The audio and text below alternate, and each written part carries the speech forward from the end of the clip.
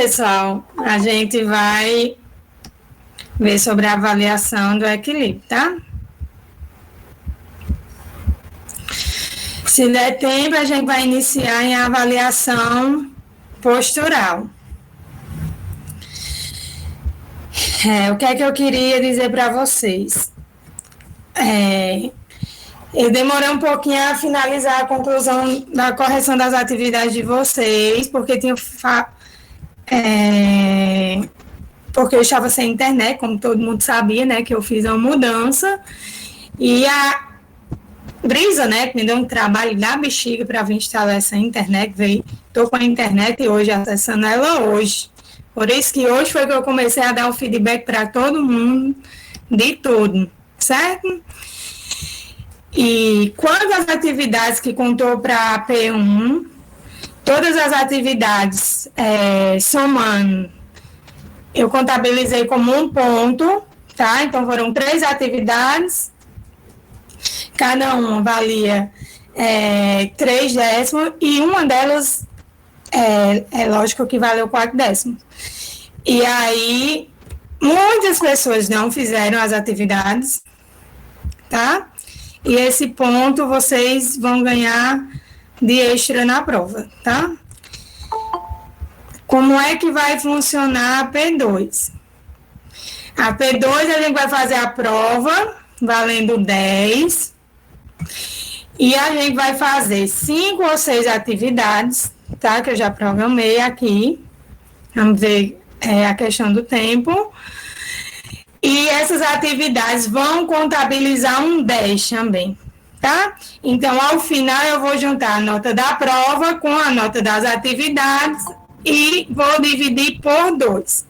Quem não tiver feito as atividades e tiver tirado uma nota boa na prova, fiquem cientes que a nota da prova vai reduzir bastante, porque vai ser dividida por 2, tá? Então, a prova vale 10, as atividades valem 10, e aí a gente soma as duas notas e divide por 2.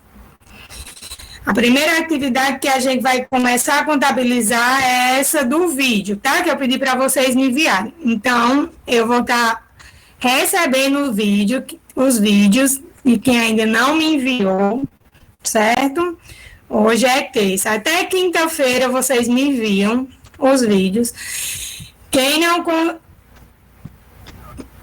Não, Raine, os vídeos é individual. Você vai fazer com alguém que você tem algum contato em casa, tá? De preferência, alguém mais jovem e que esteja todo mundo de máscara para não correr risco. Inicia o vídeo explicando sobre o procedimento, mas não precisa se estender. Envia o vídeo para o e-mail. Quem não conseguir, porque os vídeos ele não carregam muito bem no e-mail, joga o vídeo no Drive, gera um link, envia o link para o e-mail, tá? E compartilha comigo o link no WhatsApp, certo? Manda tanto para o e-mail como compartilha comigo o link pelo WhatsApp. E aí, pronto. Para mim ter um controle melhor de quem já enviou todas as atividades. Essa atividade a gente já está contabilizando, certo? Nas atividades desse semestre. Ok? Então, a atividade sobre perimetria vai estar valendo 2 pontos, certo? Deixa eu fechar esse WhatsApp. Vamos lá. Hoje a gente vai ver sobre equilíbrio.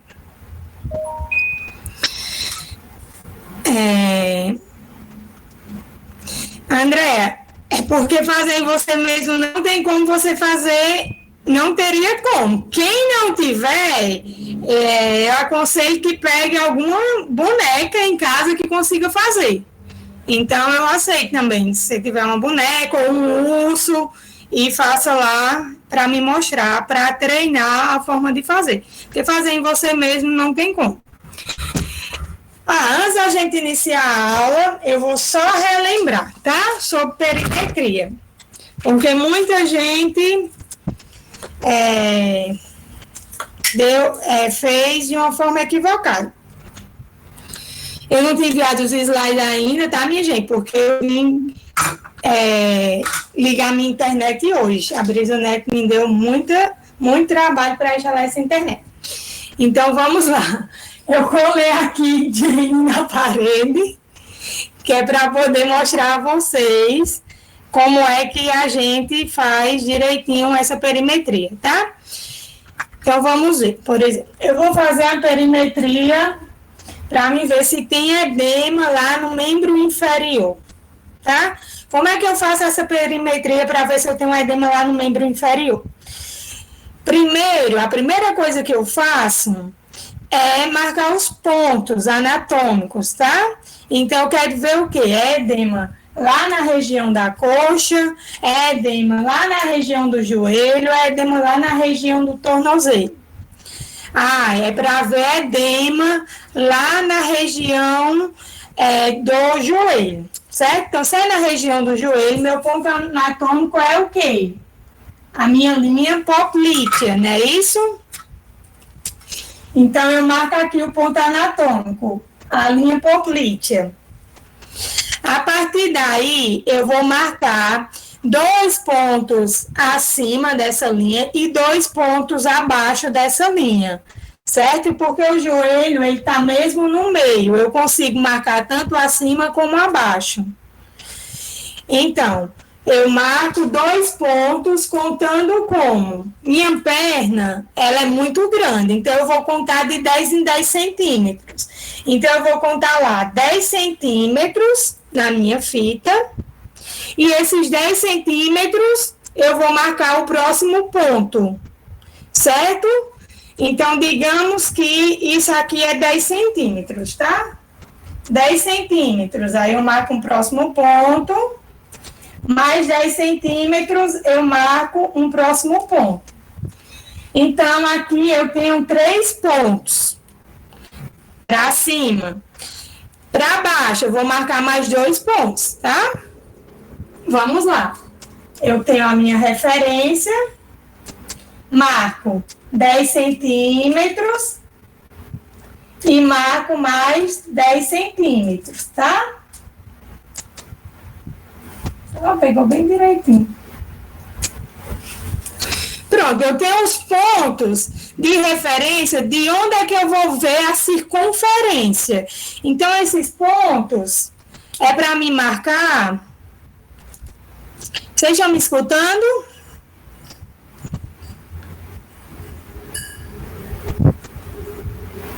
Esses pontos eu vou marcar porque eu vou ver a circunferência a partir desses pontos, tá? Então, eu já tenho meus pontos, agora eu vou ver a circunferência deles. Vamos lá, Vinícius. Eu vou partir do meu ponto de referência. Se eu quero ver se tem algum edema na região do joelho, então meu ponto de referência é o quê? A linha poplítea, né? Então, eu vou lá e marco a linha poplítea. A partir dela, eu vou marcar 2 pontos acima e 2 pontos abaixo. Eu posso marcar de 5 em 5 centímetros, posso marcar de 10 em 10 centímetros. Como é na perna e a perna é grande, eu opto por marcar de 10 em 10 centímetros, tá? Para pegar uma maior região da perna. Então, eu vou lá, conto 10 centímetros da linha poplítea e marco, tá? Conto mais 10 centímetros e marco.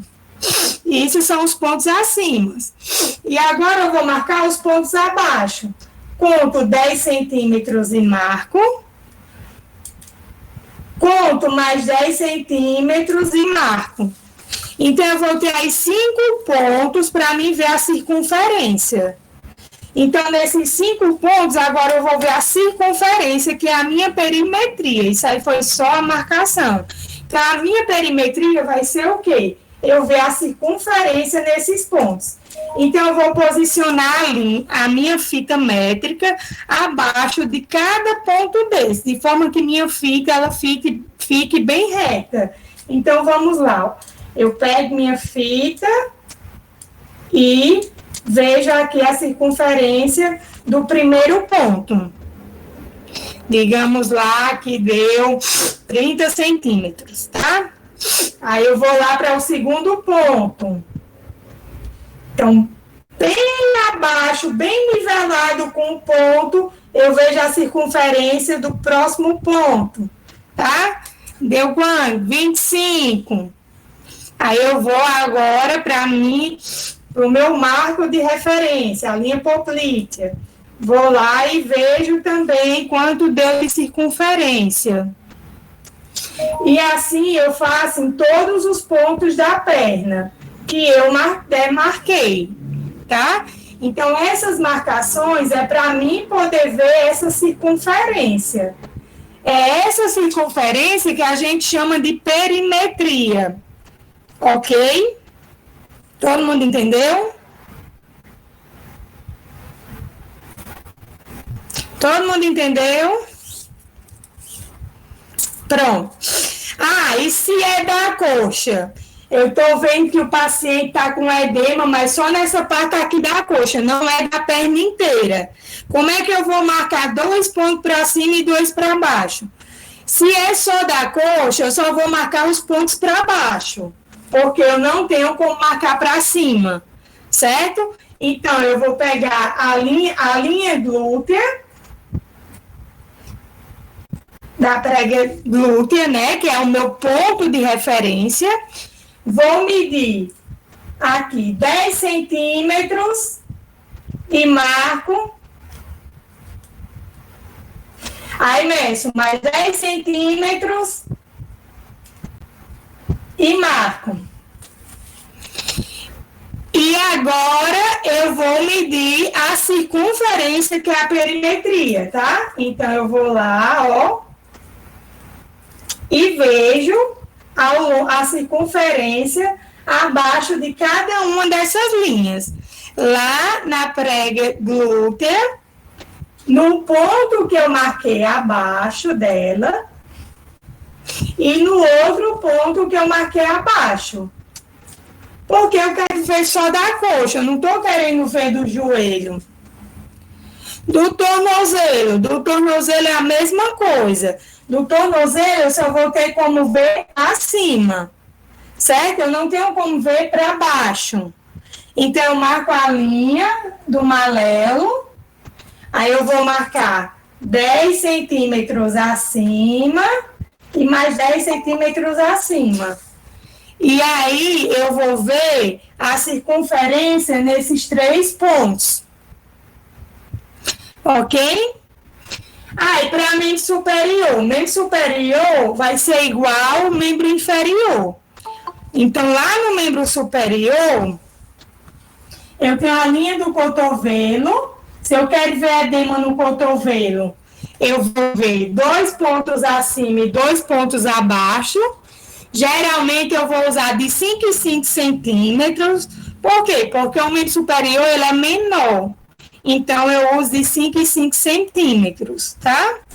Posso usar também de 7 em 7 centímetros.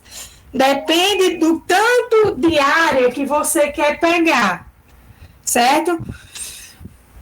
Mas, geralmente, a gente usa de 5 em 5 centímetros. Então, ó, marco lá 5 centímetros mais 5 centímetros. Aí, marco lá. Para cima. 5 mais 5 centímetros. Isso aí é só as marcações. Aí agora eu vou ver a circunferência abaixo de cada um tracinho desse. Certo? Isso é o ponto só para me guiar. Para mim poder ver a circunferência. Então, abaixo de cada um tracinho desse, eu vou ver a circunferência. E isso é a perimetria de cotovelo, esses 5 pontos. No ombro eu só vou ter como ver 2 pontos abaixo dessa linha axilar. Eu não tenho como ver acima, tá? Então, eu só vou ter como ver os 2 pontos que ficam abaixo. E no punho? No punho, eu só vou ter como ver os 2 pontos que ficam acima. Tá? Eu não tenho como ver os pontos que ficam abaixo. Eu só tenho como ver os pontos que ficam acima. E aí eu vou lá e vejo a circunferência. O que é que eu tenho que ter cuidado? Minha linha, ela precisa estar alinhada, certo?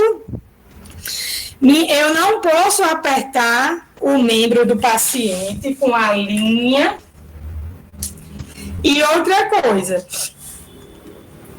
eu estou mostrando aqui a vocês para facilitar, eu escolho sempre tá vindo aqui, ó, abaixo do ponto, porque sempre precisa ser igual, certo? A gente precisa sempre padronizar, sempre estando abaixo do ponto.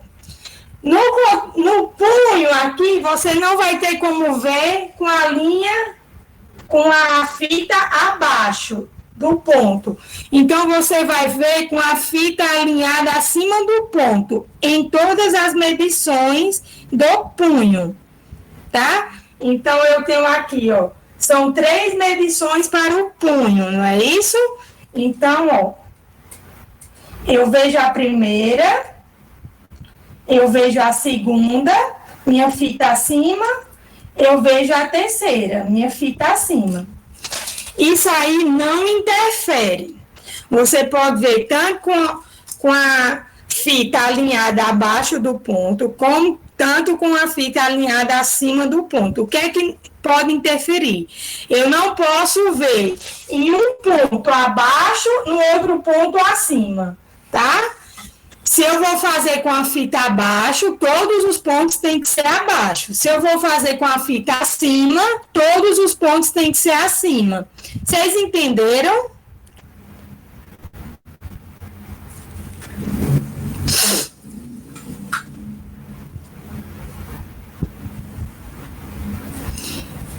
Pronto.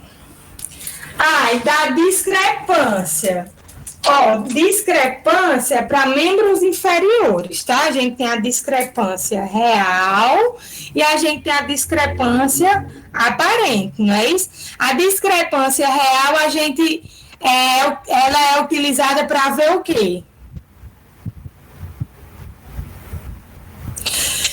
No cotovelo, Yara, opte por... Você pode usar ou todos acima ou todos abaixo. Geralmente a gente vem usando, ó, lá de ombro, todos abaixo, tá? Cotovelo, todos abaixo. Não vai alterar lá no cotovelo. Você pode usar ou todos acima ou todos abaixo. Você não pode alternar. Em um ponto usar acima e em outro ponto usar abaixo. No punho é que você não pode usar abaixo, tá? Porque se você usar abaixo, você está pegando aqui a mão. A mão é muito irregular. Você tem que pegar só as partes de cima. Aí a gente está só revisando perimetria, tá? Por causa dos vídeos que me enviaram, muita gente teve dúvida na hora de fazer os vídeos. A gente tem as 2 medidas de discrepância, a real e a gente tem a aparente, tá? A gente tem a medida que vai da crista ilíaca, certo? A medida real vai lá da espinha ilíaca antero-superior até o maléolo medial, certo? Eu vejo de um membro e eu vejo de outro. Opa, peguei a fita. Aqui.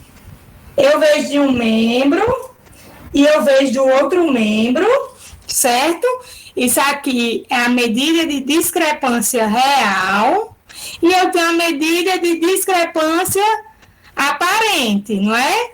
Eu vou lá do umbigo até o maléolo, vou do umbigo e vou até o outro maléolo. Então, essas são as duas medidas de discrepância, certo? Você vai ver só em membro inferior a discrepância real e aparente, é só para membro inferior.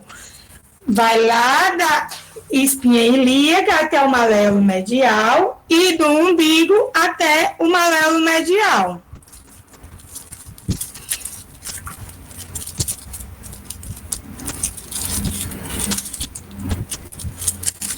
Estão vendo mais não? Desapareceu a imagem da boneca?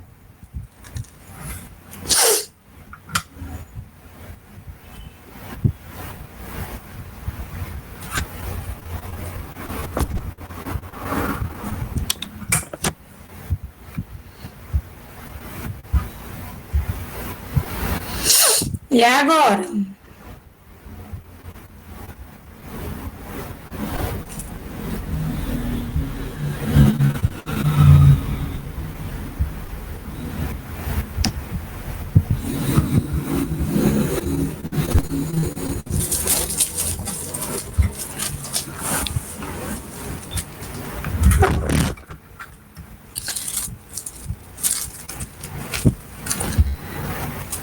Vocês estão conseguindo me escutar e me ver?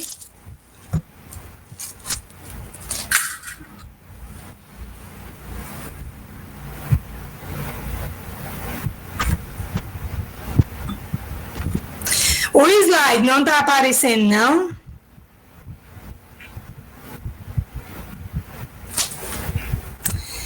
Pronto, ótimo.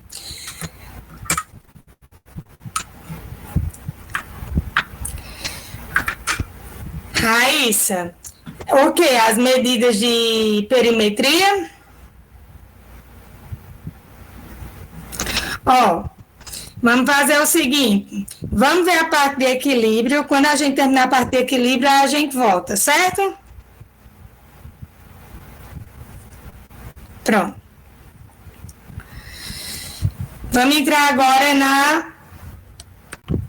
E todo mundo enviar o trabalho até quinta, tá? Eu estou aceitando até quinta o trabalho. Vamos lá. Vamos para a avaliação de equilíbrio, tá? Então, minha gente, o que é equilíbrio? Então, para a gente falar em equilíbrio, a gente precisa voltar um pouquinho em conceitos de física, tá? A gente precisa entender o que é um centro de gravidade. Então, a gente tem a força da gravidade, né? A força da gravidade é uma força que ela tem um vetor para baixo, tá? Então, ela puxa para baixo, puxa o corpo para baixo. A gente tem a força-peso também. Então, a força-peso é uma força que puxa o corpo para baixo. E por que entender isso? Porque para a gente entender o que é equilíbrio, a gente precisa entender que o corpo, ele tem um centro de massa e que esse centro de massa precisa estar dentro de uma base de suporte, uma base de apoio. Essa capacidade que a gente tem de ter um centro de massa dentro de uma base de apoio é que faz com que a gente tenha equilíbrio. Tá? O centro de massa é a resultante das forças que agem sobre o corpo. Ou seja, a gente tem forças que agem em relação ao peso de todas as estruturas do corpo da gente e que essa força puxa o corpo da gente para baixo. E a gente, além disso, tem a força da gravidade. Então, somando todas essas forças no corpo, a gente tem lá o centro de massa do corpo. É o que vocês veem nesse slide vermelho, tá? Esse pontinho vermelho. Então, de acordo com a postura que a gente tá, esse centro de massa, ele modifica. Por exemplo, se eu estou com meus braços levantados, esse centro de massa, ele é posicionado ali próximo ao umbigo, tá? Então, digamos que a resultante de todas as forças do corpo da gente está próximo ao umbigo. Se eu levanto meus braços, esse centro de massa, ele sobe mais, tá? Por quê? Porque eu estou colocando mais força lá para cima, para a parte superior do tórax. Se eu faço uma postura para frente no meu corpo, meu centro de massa ele vai para frente. Se eu faço uma postura me jogando para trás, meu centro de massa ele vai lá para trás também. Por quê? Porque o meu peso está indo lá para trás, tá? Então, esse centro de massa ele altera. E minha base de apoio? Minha base de apoio, tá? Que é também chamada de base de suporte, é a mesma coisa, base de apoio e base de suporte, é a base que dá o limite de estabilidade do corpo, que faz com que a gente fique estável, fique equilibrado sem cair. Essa base, ela tem o comprimento em torno do comprimento das cristas ilíacas da gente e do ombro da gente. Então, esse comprimento aqui do ombro das cristas ilíacas são projetados no chão e dá o limite de instabilidade da gente. Quando a gente se mexe, se esse centro de massa da gente for deslocado para um lado, para o outro, e ele ficar ainda dentro dessa base aqui, a gente não cai. Mas, se a gente for empurrado de lado e esse centro de massa ultrapassar essa base aqui de apoio, a gente vai cair.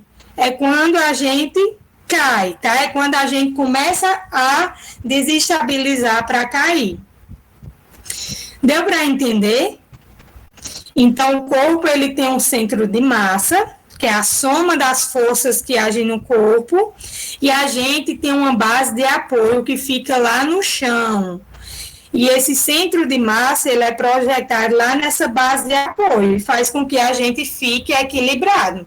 Então, essa capacidade que a gente tem de manter o centro de massa dentro dessa base de apoio, faz com que a gente fique equilibrado. É o que a gente chama de equilíbrio. Quando a gente perde essa capacidade, ou seja, quando esse centro de massa ele sai dessa base, a gente desequilibra, tá? Ó, mostrando a vocês, quando a gente tenta fazer aquele movimento de encostar os dedos lá no chão, o centro de massa vai lá para frente. Por quê? Porque a gente joga o corpo lá para frente. Quando joga o corpo lá para trás, ele vai lá para trás também. Uma gestante, porque uma gestante a gente treina equilíbrio e tem que ter tanto cuidado com ela para ela não cair. Então, a gestante, ela tem a tendência a alterar o equilíbrio. Por que alterar o equilíbrio? Porque ela começa a crescer a barriga. Então, ó, aqui a gente vai ter várias forças, peso atuando, que faz com que o centro de massa dela seja puxado para frente. Então, ó, o centro de massa normal, ele fica aqui, ó, no meio dos pés da gente. Na gestante, ele vai lá para frente. Então, qualquer coisinha, a gestante, ela pode cair. Quando ela está lá com o barrigão, ela pode cair, tá? Um paciente com Parkinson também, que é aquele paciente que se inclina, tem a postura inclinada lá para frente, a cabeça lá para frente, ele também vai fazer com que o centro de massa dele vá lá para frente. Isso faz com que qualquer coisinha, se ele levar um tropeçãozinho, ele caia. Se alguém tocar nele com um pouquinho mais de força, ele caia.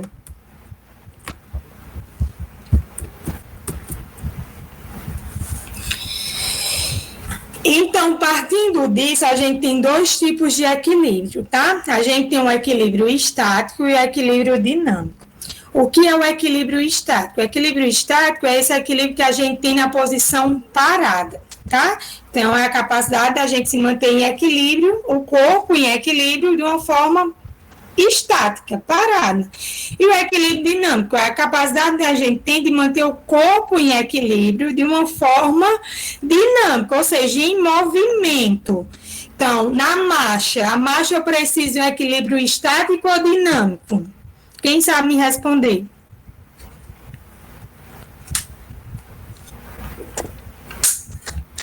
Dinâmico, exatamente. Na marcha eu estou em movimento, então eu vou precisar de um equilíbrio dinâmico. São dois tipos de equilíbrio. Então, o paciente ele pode ter um equilíbrio estático bom e um equilíbrio dinâmico alterado. Eu preciso avaliar os dois tipos. Então, ele pode estar aqui em pé normal e não desequilibrar de forma nenhuma, e na hora que ele vai andar, ele desequilibra. Então, eu preciso fazer o tratamento dele, tanto do equilíbrio estático, como tratar ele para o equilíbrio dinâmico. E eu preciso avaliar também esses dois tipos de equilíbrio. Partindo desse estado de desequilíbrio, ou seja, quando a gente altera esse equilíbrio e perde esse equilíbrio, compromete esse equilíbrio, o corpo lança mão de algumas estratégias. E isso é muito importante, aprendam isso é sempre questões de prova. Concursos sempre cobram isso, tá? Então, a gente parar. Alguém já ficou parado? Eu acho que todo mundo já fez a experiência de ficar parado, fechar os olhos e perceber que não consegue ficar totalmente parado, não é? O corpo ele fica oscilando. Então, a gente tem uma oscilação normal, que a gente chama de oscilação postural. Então, a oscilação que a gente tem lá daquele centro de massa, dentro da base de apoio, que ela não causa desequilíbrio. Mas, se ela ultrapassa aquele limite de estabilidade, como eu disse, a gente vai tender a cair. Antes de cair, o corpo ainda lança mão de umas estratégias para que a gente não caia.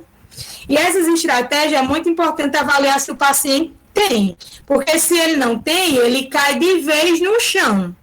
Se ele tem, isso ainda pode evitar que ele caia. Pode ser que ele desequilibre mas não caia. Ele desequilibre, mas saia, dê um passo e não caia. Então, existem 3 estratégias. A estratégia de tornozelo, a estratégia de quadril e a estratégia do passo, tá? São 3 estratégias que a gente tem para manter o equilíbrio quando o centro de gravidade da gente, o centro de massa da gente chega lá naquele limite da base de apoio e ele quer ultrapassar aquele limite. O que é a estratégia de tornozelo? Tá todo mundo... Vamos lá, vamos fazer um experimento aí. Vamos ficar em pé aí, frente ao computador, para vocês poderem ver o quanto realmente isso é verídico. Quando a gente fica aqui... Deixa eu aumentar. Estão me vendo, né? Então, aqui, quando a gente fica em pé, eu tô aqui. Se eu jogar meu corpo para frente, o que é a primeira coisa que o corpo faz? Tentem aí, façam aí, me digam. Que é a primeira coisa que o corpo faz. Tá em pé e joga o corpo para frente.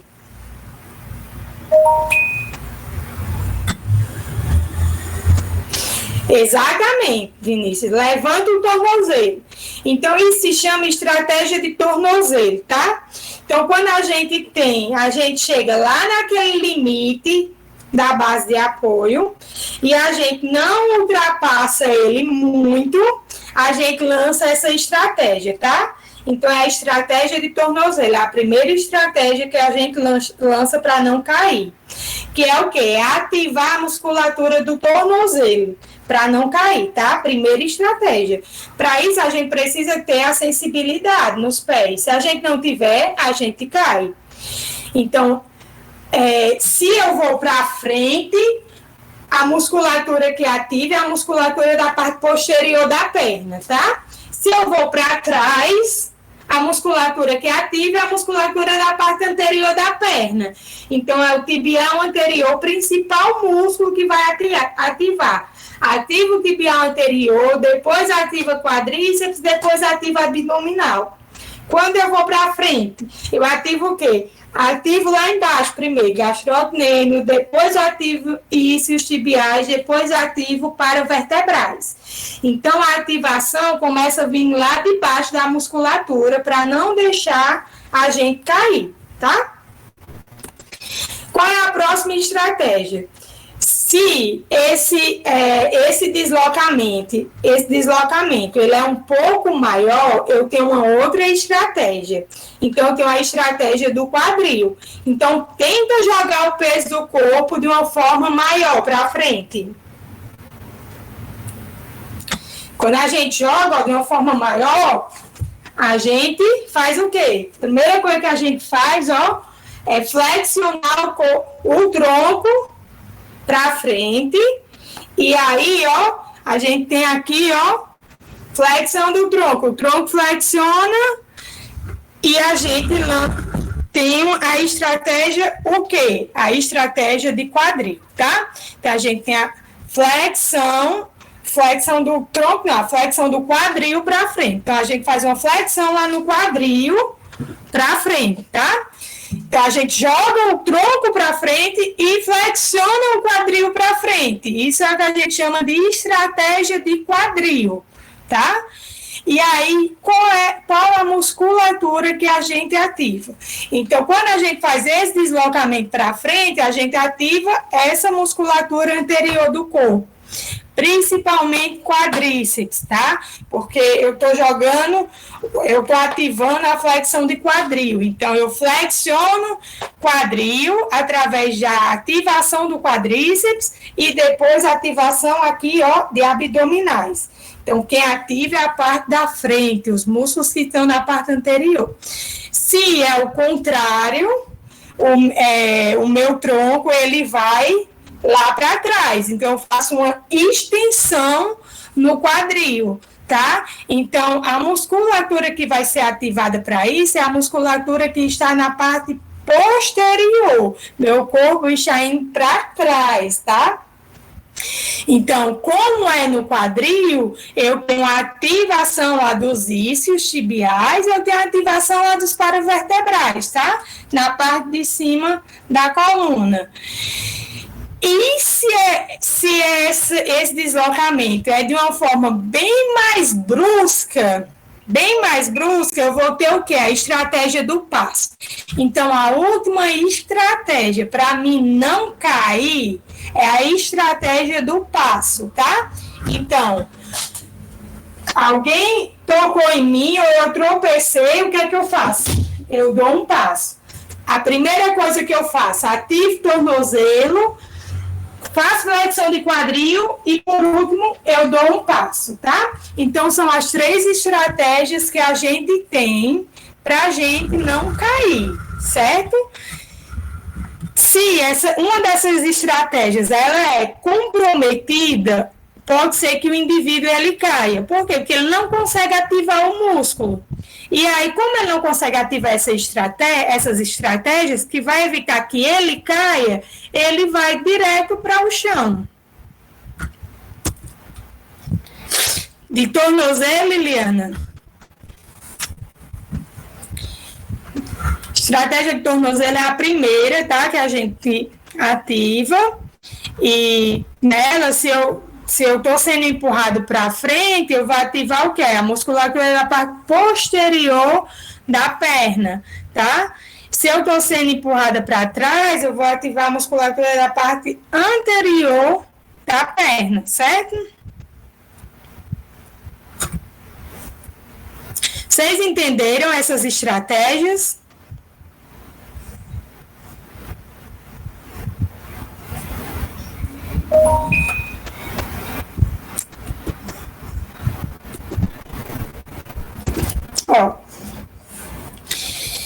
E para a gente entender um pouquinho do porquê, como funciona esse equilíbrio a nível mais interno, tá? Dos sistemas do corpo. Então, os sistemas que mantêm o equilíbrio é o sistema visual, o sistema proprioceptivo e o sistema vestibular, tá?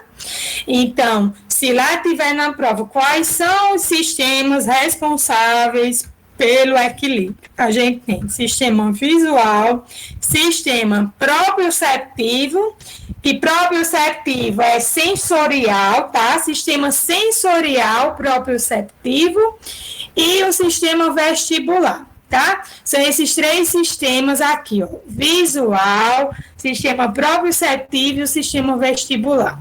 Esses três sistemas aqui são os sistemas responsáveis por manter o equilíbrio, tá? Sistema vestibular, isso. Sistema vestibular é o sistema que está na parte interna lá do ouvido, certo? Então, existe um sistema lá na parte interna do ouvido que é chamado de sistema vestibular. Já ouviram falar?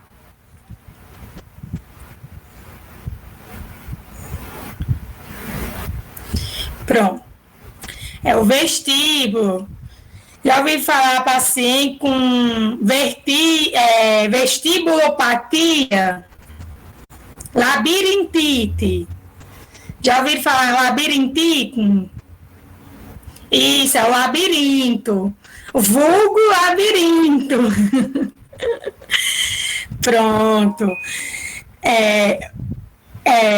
Na labirintite, a gente tem um comprometimento lá do sistema vestibular, tá? Sai. E dois outros sistemas, eles auxiliam esses três sistemas para manter o quê? Para manter o equilíbrio. A gente tem um sistema nervoso, certo? Que auxilia, como tudo, o sistema nervoso ele participa de todas as funções do corpo. Então, o sistema nervoso é que vai receber as informações desses sistemas para poder processar essas informações e fazer com que a gente mantenha o equilíbrio. Tem uma estrutura específica dentro do sistema nervoso que faz com que a gente mantenha o equilíbrio, que é chamado de cerebelo, tá? Então, o cerebelo é uma das partes lá do sistema nervoso central que está envolvido com o equilíbrio do corpo. E a gente tem o sistema músculo-esquelético, que é quem faz o quê? Quem executa as ordens para que o equilíbrio seja mantido. Por quê? Porque para mim estar equilibrada, eu preciso que meus músculos estejam ativados. Então, o meu sistema músculo-esquelético, ele auxilia na manutenção do equilíbrio. O meu sistema nervoso central, ele também vai auxiliar nessa manutenção do equilíbrio, tá? Só para vocês verem o que é o cerebelo, que é a parte do sistema nervoso central que mantém o equilíbrio, ele está bem aqui, ó, abaixo do que a gente chama de cérebro, tá? Aqui fica o sistema nervoso, ou cerebelo, é um mini cérebro, tá? E ele é responsável por essa manutenção do equilíbrio. Então, ó, a gente tem a visão, que faz com que a gente veja a posição de todos os objetos, o local que a gente está, certo? E faz com que a gente se oriente. A gente tem o labirinto, vulgo labirinto, o sistema vestibular, né? Que orienta o quê? A posição da cabeça da gente no espaço. Se a gente não consegue orientar a cabeça da gente no espaço, a gente perde a orientação e perde o equilíbrio, tá? Por isso que, por exemplo, às vezes quando você muda rapidamente a posição da cabeça, você perde o equilíbrio. Você se segura em algum canto porque você perde o equilíbrio. Por quê? Porque você não está mais conseguindo localizar a sua cabeça no espaço, tá? Então, o sistema vestibular tem essa função. E a gente tem a propriocepção, tá? Que faz com que a gente perceba a localização do corpo em relação ao espaço. Então, a visão faz com que a gente perceba o espaço em relação ao corpo, a propriocepção faz com que a gente perceba o corpo em relação ao espaço, e o sistema vestibular faz com que a gente perceba a localização da cabeça no espaço. Todo mundo entendeu?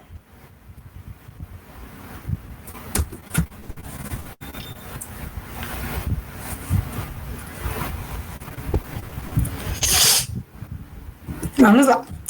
Ó, a visão. A visão faz com que a gente perceba o quê? O espaço em relação ao corpo da gente, né? A gente consegue perceber a posição das coisas no espaço. A propriocepção é da gente, é interna. Faz com que a gente perceba a gente, ou seja, o corpo em relação ao espaço. Eu sei que minha mão está elevada. Quem faz isso é a propriocepção. Mas eu sei que esta boneca está na parede. Quem faz isso é minha visão. Quem percebe é minha visão. Certo? E a orientação da cabeça no espaço, quem faz é o sistema vestibular.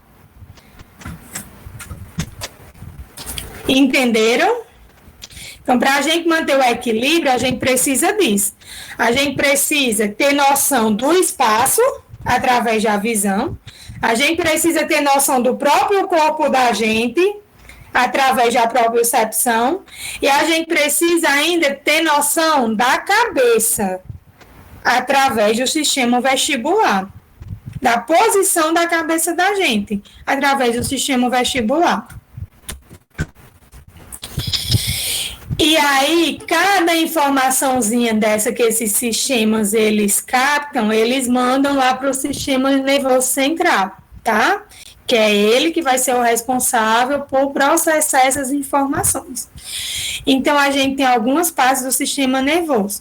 O sistema sensorial, ele vai mandar para o córtex somatosensorial. O sistema visual manda para o córtex visual e o sistema vestibular manda para o cerebelo. E aí todas essas informações, elas se unem e a gente mantém o equilíbrio. Se eu tiver uma lesão em alguma parte desse sistema nervoso, eu posso ter meu equilíbrio comprometido. Deu para entender?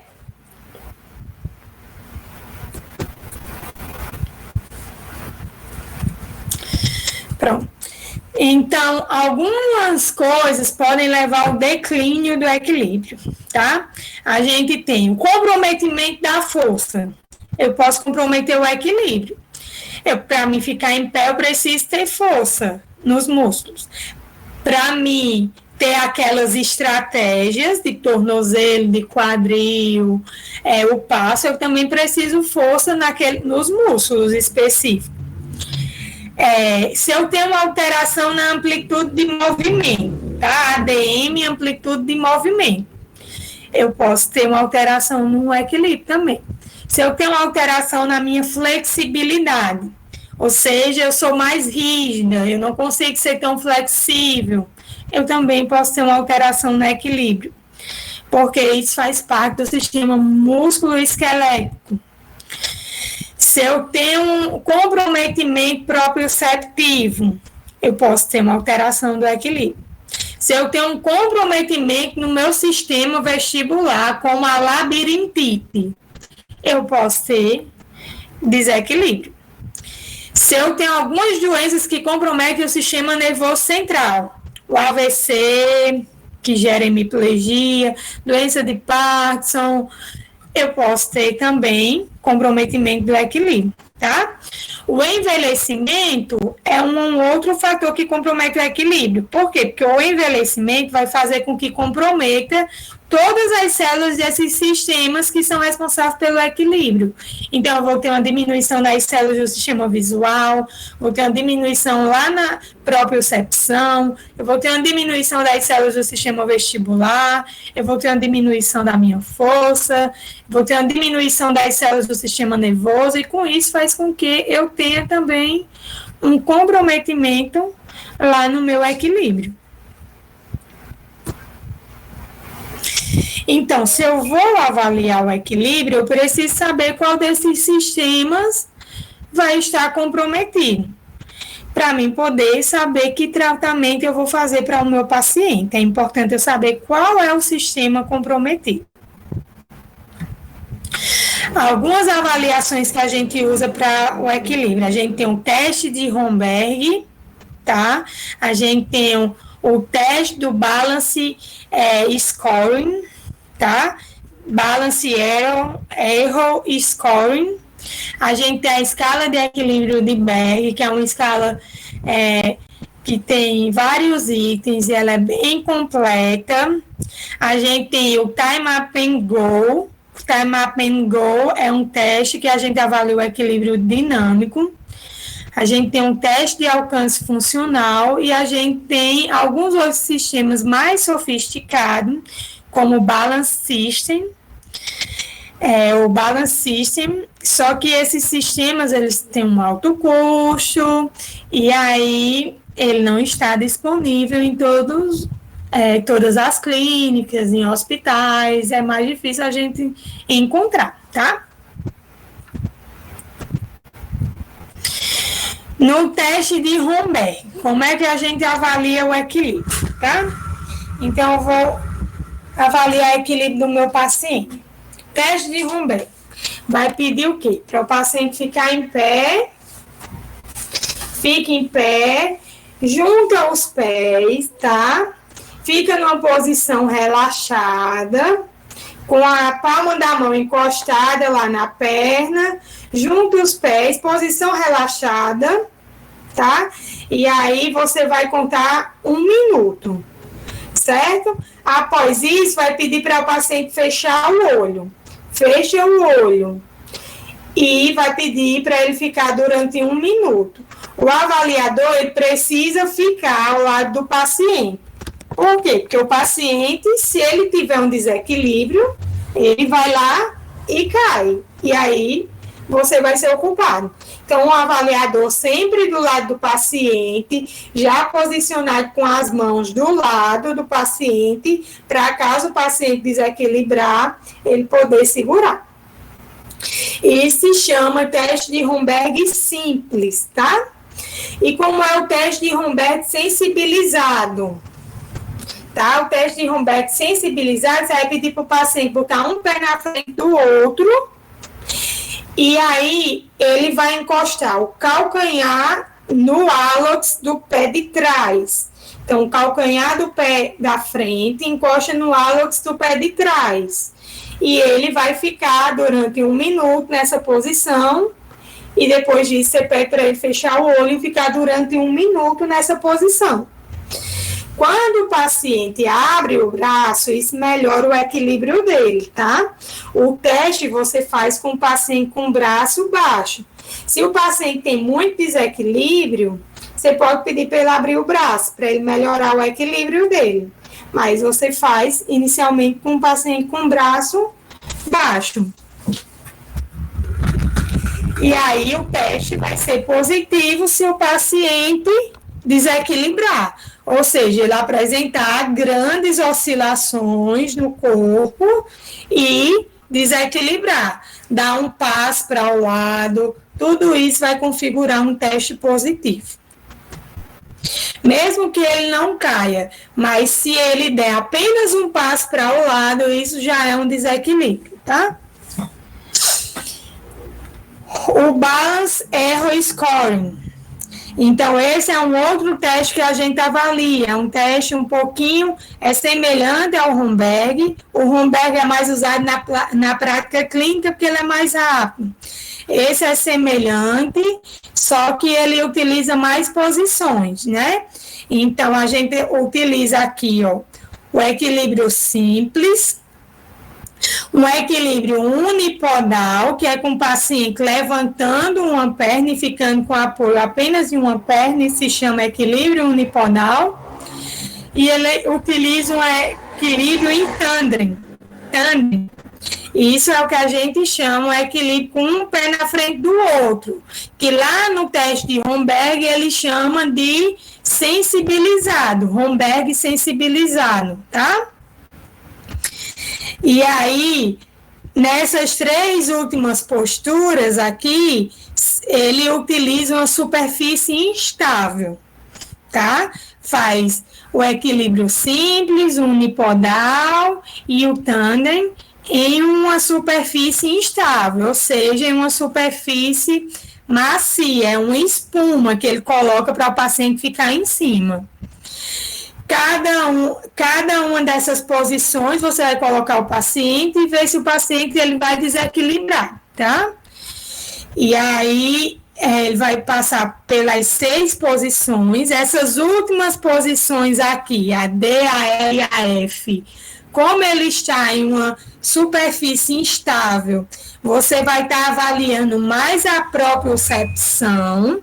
Então, se o paciente desequilibra nessa superfície aí, muito provavelmente o comprometimento dele é de propriocepção.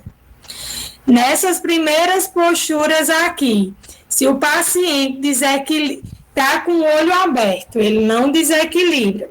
Quando ele fecha o olho, ele desequilibra.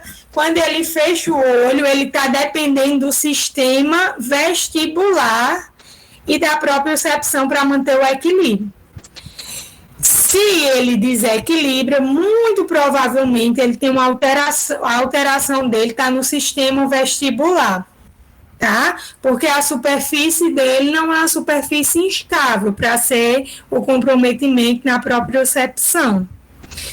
Se nessa posição ele não desequilibra, mas ele desequilibra lá com o olho aberto, muito provavelmente o comprometimento dele é na visão. Deu para entender? Então, esse teste, ele dá para a gente avaliar um pouco sobre qual seria o sistema comprometido. Se seria o visual, o vestibular ou o proprioceptivo.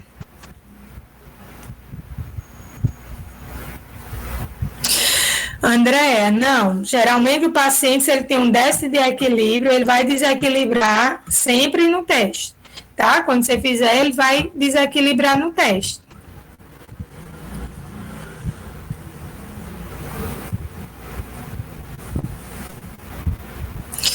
Vamos lá, vamos tentar entender esse teste aqui, tá? Para não ter que decorar.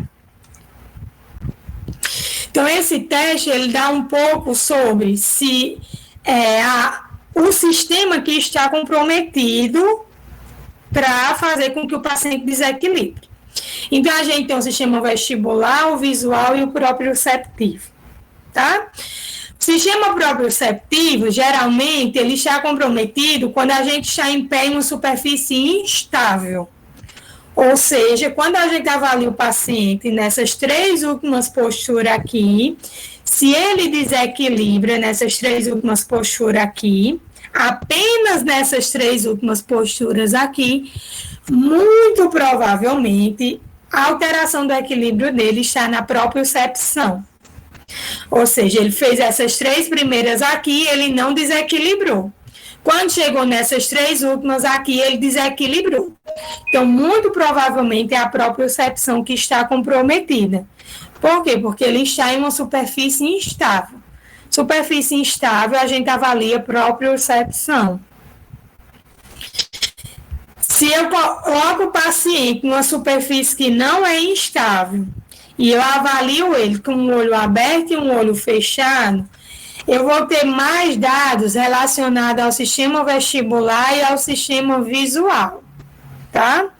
Então, se o paciente com o olho aberto, ele está equilibrado, e quando ele fecha o olho, ele desequilibra, quando ele fecha o olho, ele não tem visão, não é isso? Eu fechei o olho, não tem mais minha visão. Então, se não tem mais minha visão, quem mantém o meu equilíbrio é o sistema vestibular. Então, se eu desequilibro com o olho fechado, muito provavelmente a alteração do meu equilíbrio é proveniente do meu sistema vestibular. Se o paciente fecha o olho e não desequilibra, mas quando ele está com o olho aberto, é que ele desequilibra. Então, quando ele está com o olho aberto, que ele está usando a visão, ele desequilibra. Muito provavelmente a alteração está na visão. Por quê? Porque quando ele está usando a visão é que ele desequilibra. Certo? Pode ser que seja um paciente que use óculos, um alto grau, que a visão seja muito embaçada, ele não consegue ver nada, ele não perde a orientação dele e aí ele desequilibra. Vocês entenderam a diferença?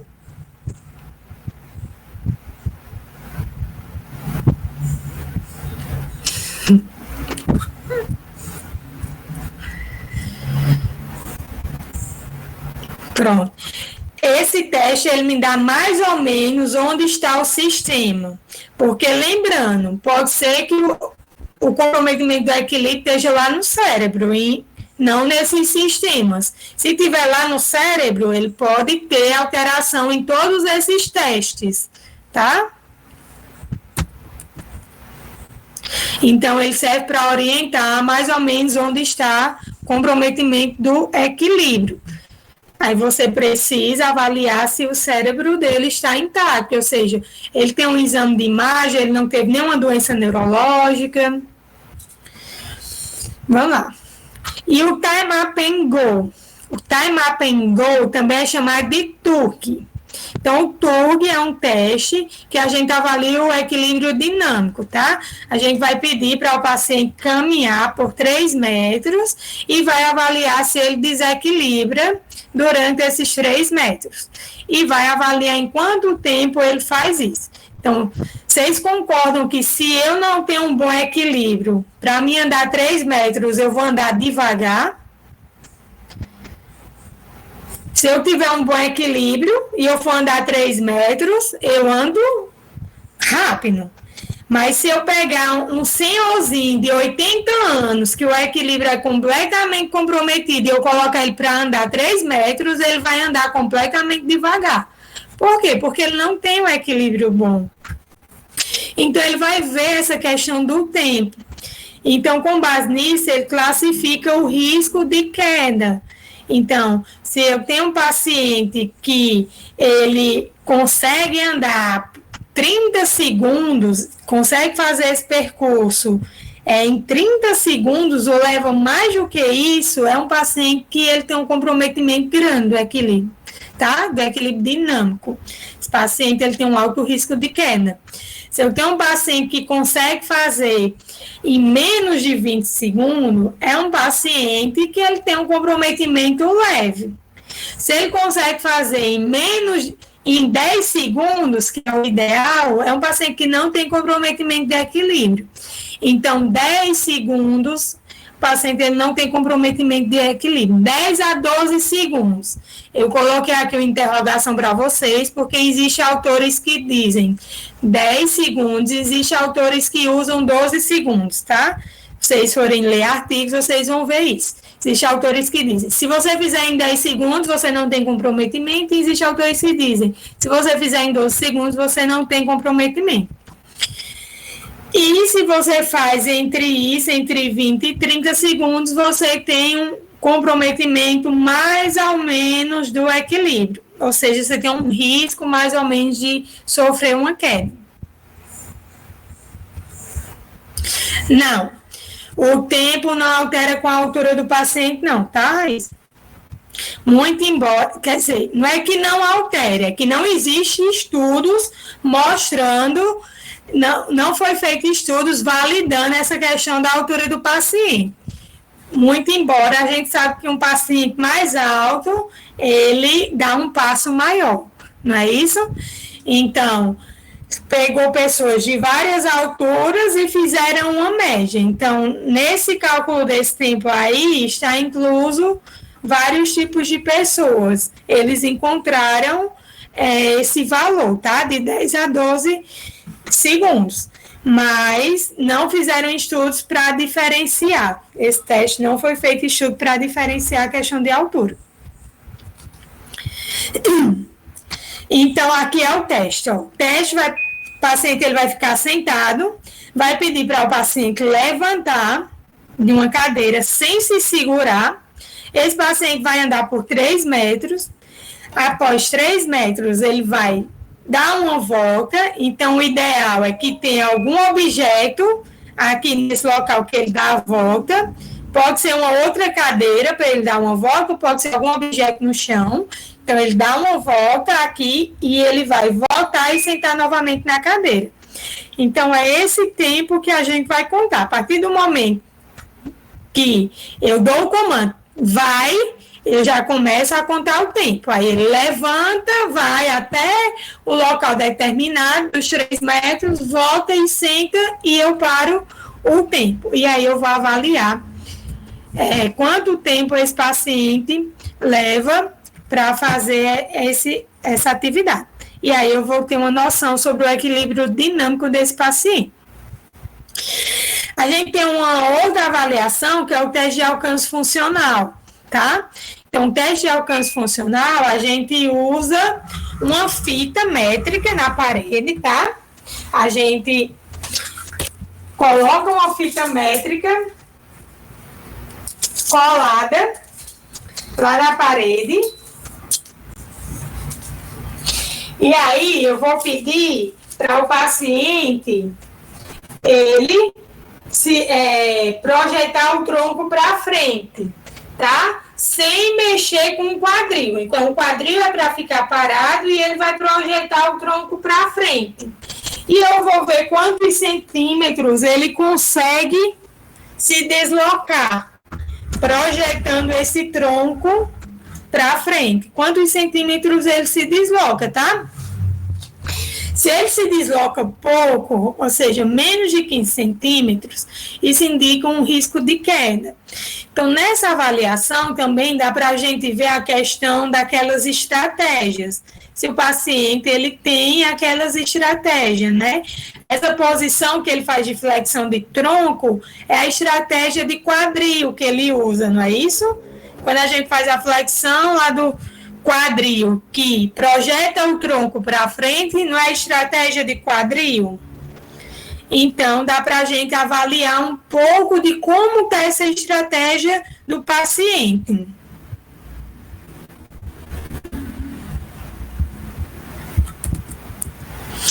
Esse aqui é o Balance System. Então, esse é um sistema que é mais sofisticado e ele é caríssimo, tá? Esse sistema aqui. Então, esse sistema é utilizado mais para estudos em laboratórios. Existe clínicas que tem, existe. Então, o paciente fica em pé aqui e aqui ele vai ver o centro de massa. Então, o centro de massa vai ser projetado nessa tela e ele vai ver se o centro de massa está mais para a lateral, está mais para frente, está mais para trás, como é que está o centro de massa desse paciente. Esse sistema também ele é muito interessante porque ele treina o equilíbrio estático do indivíduo. Então, essa balança aqui, ó, ela é móvel. Então, o indivíduo, ele move látero-lateral e ele move antero-posterior. Enquanto isso, ele vê o deslocamento aqui, ó, do centro de massa. E aí ele consegue treinar o equilíbrio estático em cima dessa plataforma. Ela é muito interessante, só não é tão baratinha. E por último, a gente tem a escala de equilíbrio de Berg, tá? É uma escala um pouco mais completa, certo? Ela utiliza 14 itens para avaliar várias atividades, se o paciente ele consegue manter o equilíbrio, e aí ela vai classificar de acordo com a pontuação, se o paciente tem um risco leve, moderado ou um risco alto de ter uma queda, tá? Lembrando que a importância de se avaliar um equilíbrio em um indivíduo é pelo risco de queda, porque se eu tenho um paciente que tem um comprometimento de equilíbrio, esse paciente ele tem um alto risco de sofrer uma queda, quebrar uma perna, quebrar um braço, ter alguma complicação, bater a cabeça no chão, ter um traumatismo craniano. Então, o risco de ter o equilíbrio comprometido é só esse. Senão, não precisaria dar tanta atenção ao equilíbrio, tá? Então, o equilíbrio está junto com o risco de quedas, por isso que a maioria das escalas de equilíbrio, ela sugere o risco de queda, tá? Porque a função da escala é ver o risco de queda através do comprometimento do equilíbrio. Vocês entenderam?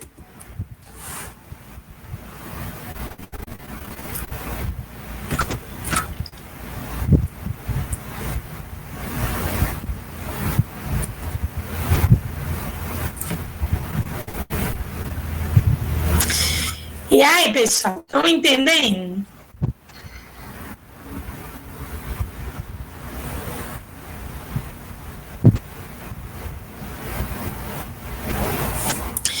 Pronto. Então, essa daqui é a escala, tá? Essa escala, ela avalia o paciente na posição sentada e aí pede para ele ficar em pé. Então, vê se o paciente desequilibra, vê se o paciente precisa de ajuda para isso, vê também o tempo que o paciente fica nessas posições, ela avalia se o paciente permanece em pé sem apoio, o tempo que ele permanece sem apoio, sem desequilibrar, se ele permanece sentado, sem apoio nas coxas, tá? Avalia também se ele permanece sentado sem suporte para as costas, mas com os pés tanto apoiados como com os pés sem estar apoiado. Avalia se ele fica em pé e em pé ele passa para sentado sem desequilibrar, se ele precisa de ajuda para isso. Avalia se ele consegue passar de uma cadeira que tem um braço para uma cadeira que não tem braço, porque quando eu tenho uma cadeira com braço, esse braço vai me ajudar a me equilibrar, porque eu estou segurando nele. Quando eu sento numa cadeira sem braço, vai dificultar a questão do meu equilíbrio, porque eu não tenho onde me segurar. Então, não vou usar a força das mãos, apenas das pernas e o meu equilíbrio. Avalia a questão de ficar em pé com os olhos fechados, ficar em pé com os olhos juntos.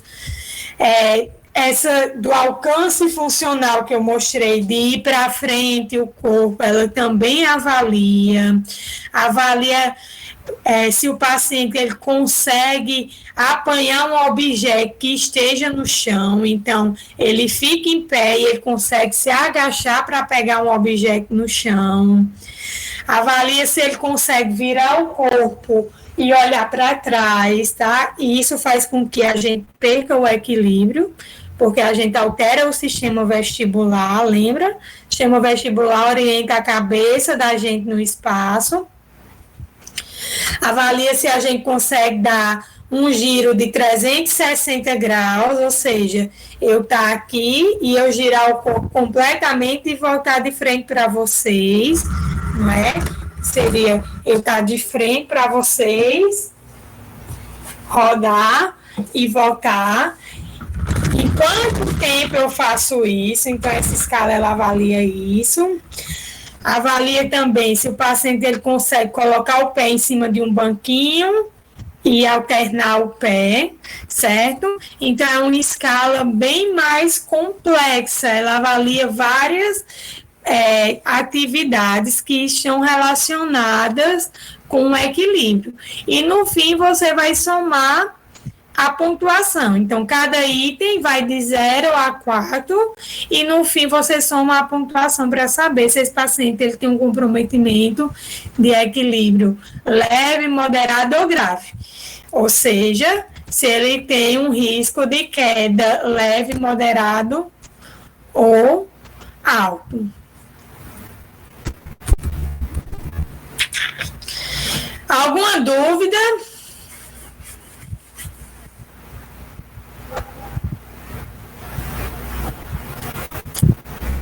E aí? Alguma pergunta, alguma dúvida?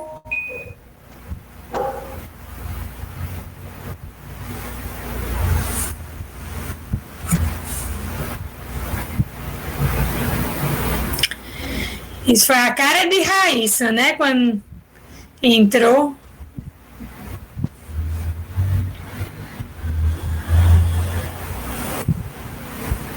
Entrou na aula.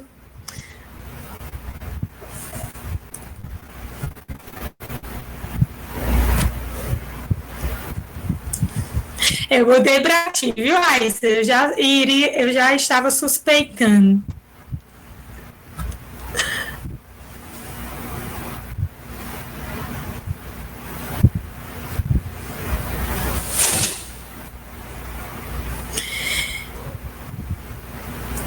Aqui, Débora.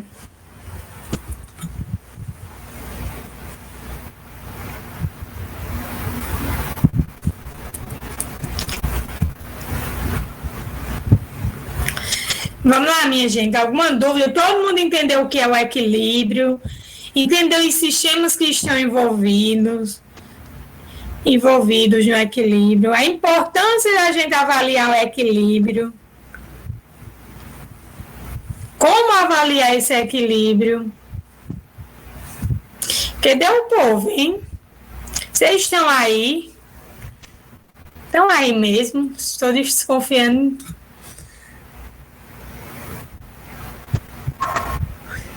Que tá, esse povo está dormindo e esse computador está ligado. Pois é, muita coisa.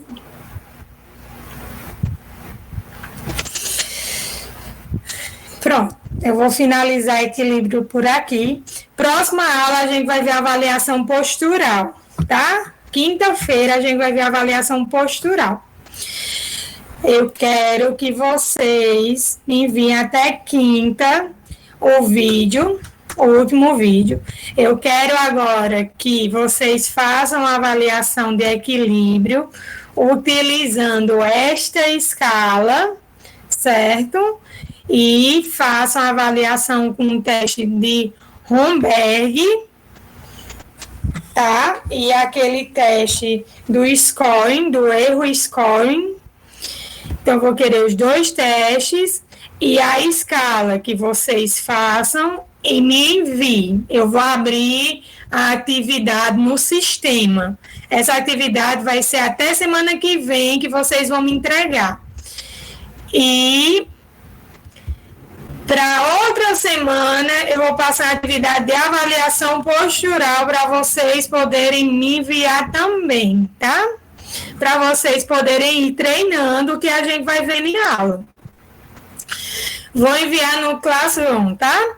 Vou colocar lá como vai ser a atividade para vocês me enviarem. Mãe, Oi. slide no Classroom. Hã? Assim que acabar. Mande logo o slide no Classroom. Vou enviar. Vou enviar a atividade no Classroom e explicando bem direitinho o que é que eu quero que vocês me enviem. Lembrando, quem entrou por último, me envia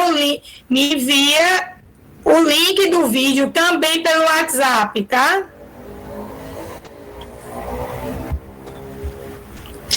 Pronto. Pois era isso, minha gente. Tenham uma boa noite. Até quinta-feira. Oi? Ah, perimetria, né? Vamos. Perimetria de quê mesmo? Do braço, né? Membro superior, né? Dá pra ver? Dá, vai, achei. Pronto. Pobre de minha boneca. Vamos lá. Para quem não viu no início da aula, sobre perimetria de membro superior, né? Se eu tenho um paciente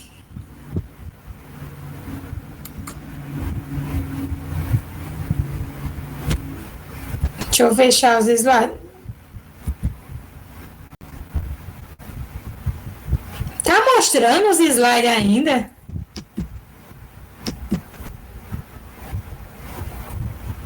Tá.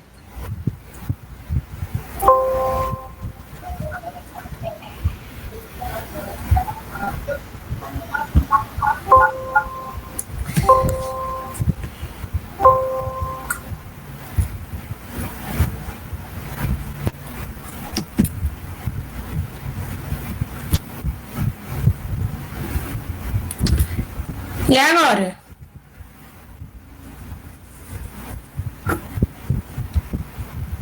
Tá mostrando?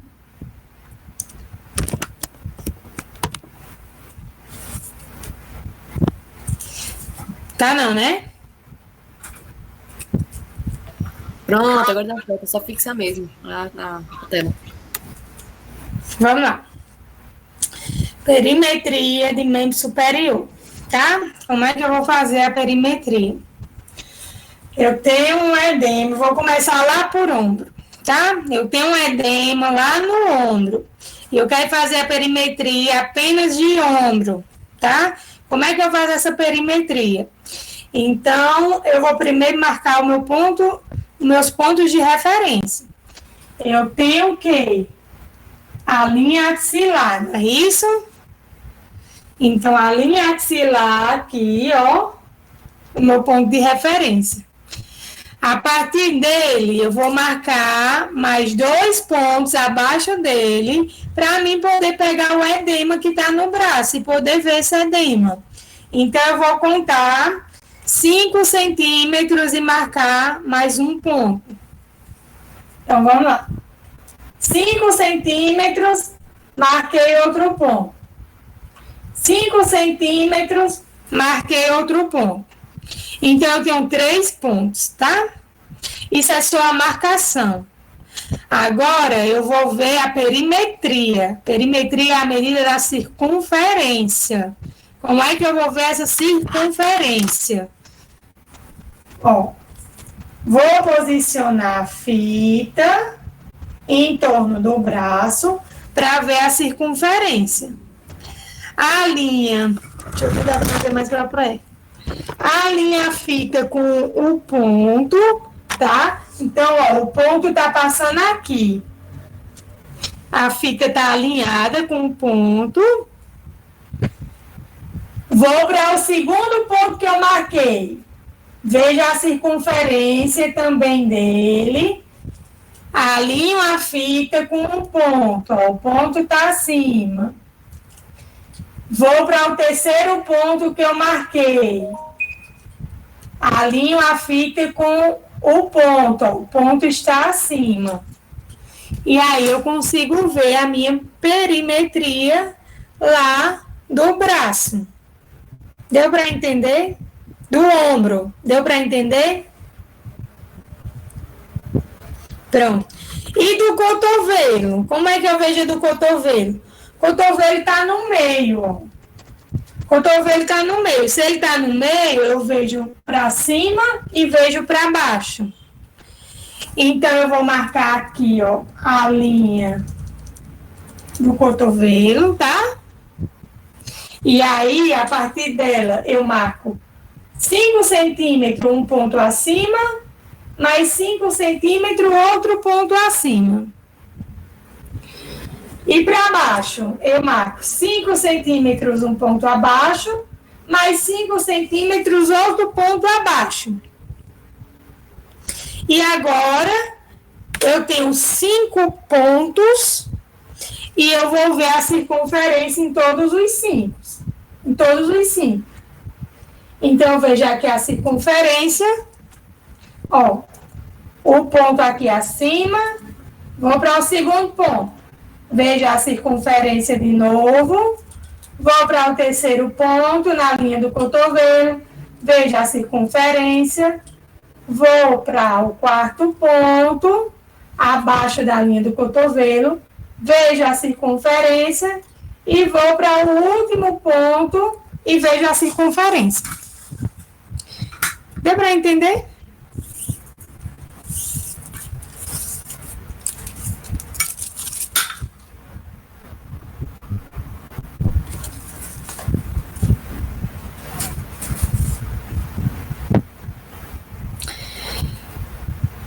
Pronto. Pois ótimo. Mais alguma dúvida, minha gente?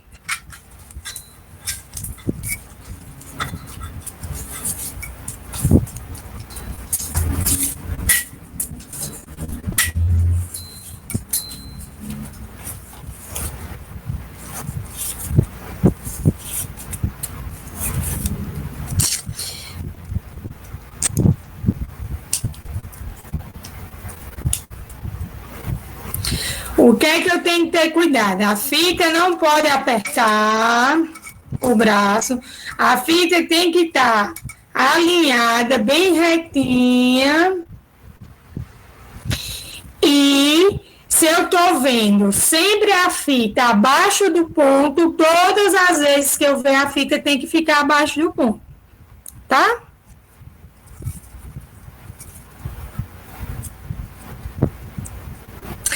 Se o edema está no cotovelo, mede a do cotovelo também, porque o cotovelo ele vai estar inchado. Então, você vai medir lá também.